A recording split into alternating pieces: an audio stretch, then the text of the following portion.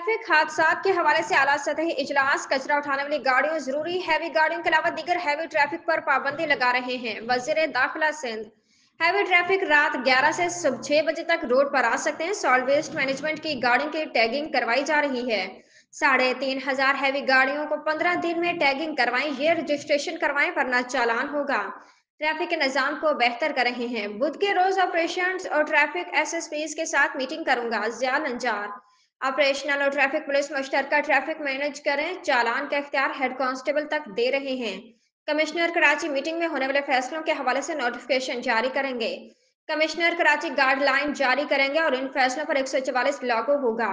कराची में जो भी रोड ब्लॉक करेगा उसके खिलाफ मुकदमा दर्ज किया जाएगा। शहरों की जान सबसे अहम है। ट्रैफिक हादसात में लोगों की जान जहां बक हो रहे हैं। मुर्तजा वहाब अगर सॉल्ट वेस्ट मैनेजमेंट की गाड़ियां कानून की पाबंदी नहीं करें तो उनके खिलाफ कार्रवाई की जाए। ट्रैफिक हादसात को हर हाल में रोकना होगा। ज्वाइंट व्हाट्सएप ग्रुप बनाया जाए जिसमें ट्रैफिक पुलिस की कारकर्दगी और शहर में होने वाले हादसात मॉनिटर किए जाएंगे। इजलास के शिरका हुकूमती नुमाइंदे हैं, हम सबको मिलकर काम करना होगा। मीर कराची मुर्तजा वहाब।